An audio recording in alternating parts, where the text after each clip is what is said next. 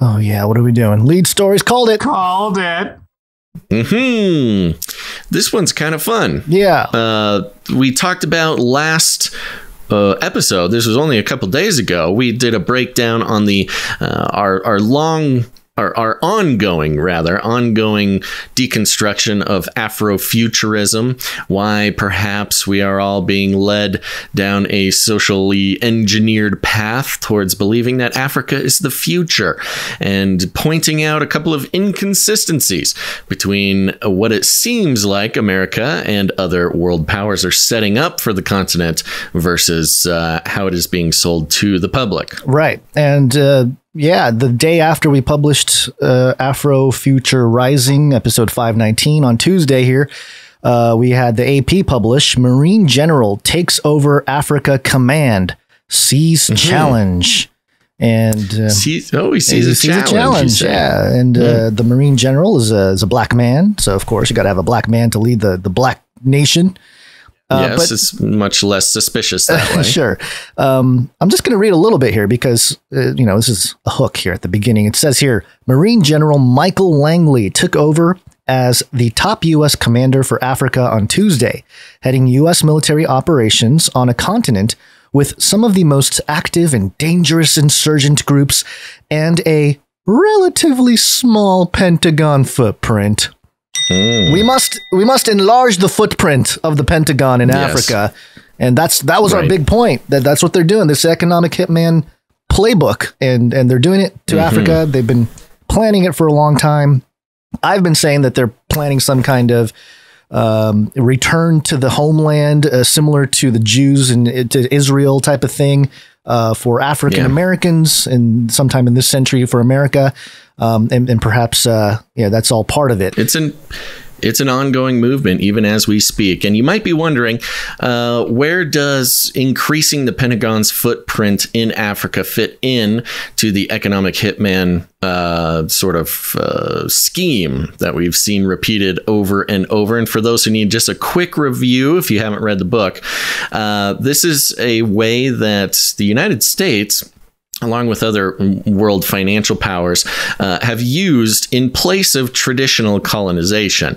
And it includes buying off presidents, paying officials, plunging certain countries into debt, and then riding in on a white horse, so to speak, and providing financial assistance, usually in the way of loans so large that a country could never pay it back, and then those loans are used to update infrastructure. And it just so happens to be that infrastructure is updated by American companies. Right. And this is all wrapped up in a nice little bow with the presence of a large American military in the region. And so what we have here is we are switching out the leadership of the the American military footprint in Africa, which is quite the sign that they are changing strategies, mentioning the small footprint, that they want to make the footprint bigger,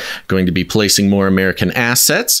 And part of what's needed for the true economic hitman strategy is you need an American company to come in and promise usually utilities or infrastructure improvements, coincidentally for the exact same amount of money that was just loaned to them by the American government. So it's almost like a money laundering tactic for the American government to get taxpayer dollars into the hands of private businesses.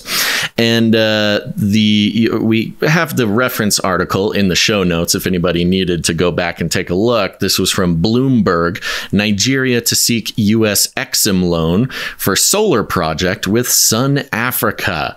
So they're getting $1 billion. African company getting some money from the Americans. Oh, well, the company is called Sun Africa LLC, and it just took some very slight digging to find out this over here on corporationwiki.com. Sun Africa LLC filed as a foreign limited liability in the state of Florida on Thursday, July 16th. That's not Africa. 2020.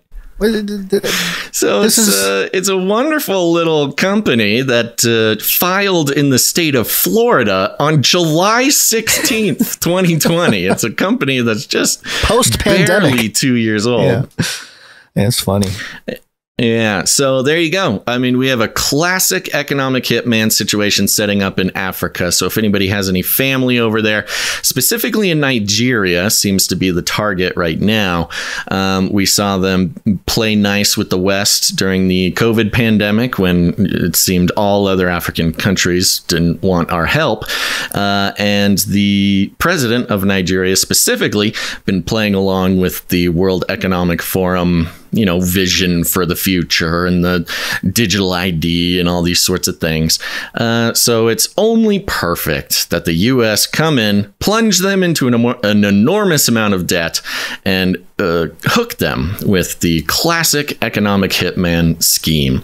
So if anybody's over there in Nigeria, or anybody in Nigeria, tell them to keep an eye out and perhaps I don't even know what to do about it. Usually what follows these things are a lot of civil unrest. So I would keep an eye out for some pretty severe civil unrest in the next year and a half. Yeah, it's part of the forever war. But yeah, it just says right here that there's dangerous insurgent groups, that are somehow getting all kinds of weapons to, where could these weapons be coming from? Could it possibly be from the Ukraine? 70% of weapons that go to Ukraine that don't make it to the Ukrainian soldiers, with air quotes. They just get hijacked by African pirates. The quote here from this new Langley here, General Langley, it says it all here. He said, quote, "I know I have a lot to do. We have a lot to do as we look at the African continent and their quest for prosperity, security, and stability." It's like, we have a lot to do. You can say that again there, General. Yeah, serious. You do have a lot to do. We got a lot of laundering to do. We got a lot of killing and weapons sales. We got to take over the whole continent eventually. It's not an easy thing to do. Yeah. And it's a big job. One of the things that we didn't mention in the last episode about Africa is there is I think it's called I forget now, the 1030 window. I could be missing the numbers. It's some strip of Africa and kind of goes into the Middle East a little bit that are still not having received the gospel as much. Yes. And so that maybe 1070, I don't know. Somebody in the chat will straighten me out on that.